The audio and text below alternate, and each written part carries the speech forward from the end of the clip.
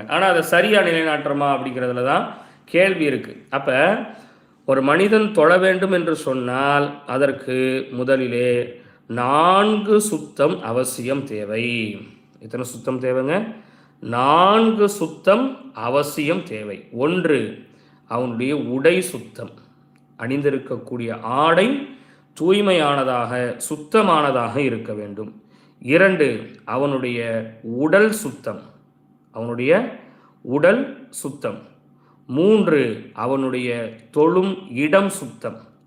4, அவனுடைய உள்ளம் சுத்தமாக இருக்க வேண்டும். அப்போ தொழுகைக்கு சுத்தம் என்பது அவசியம். அந்த சுத்தம் எத்தனை வகையாக இருக்கிறது? 4 வகையாக இருக்கிறது. 1, உடை சுத்தம், உடல் சுத்தம், இடம் சுத்தம், உள்ளம் சுத்தமாக இருப்பது. இந்த 4 சுத்தத்தில் ஒரு சுத்தம் தவறி போனாலும், ஏதாவது ஒன்று சுத்தமாக இல்லாமல் நஜீஸாக, நஜீஸ் என்று சொன்னால் அழுக்காக, அருகருப்பாக, சுத்தத்திற்கு மாறானது தான் நஜீஸ் என்று சொல்லப்படும். நஜீஸாக இருந்ததுன்னு சொன்னால் அவருடைய தொழுகை என்பது ஏற்றுக்கொள்ளப்படாது.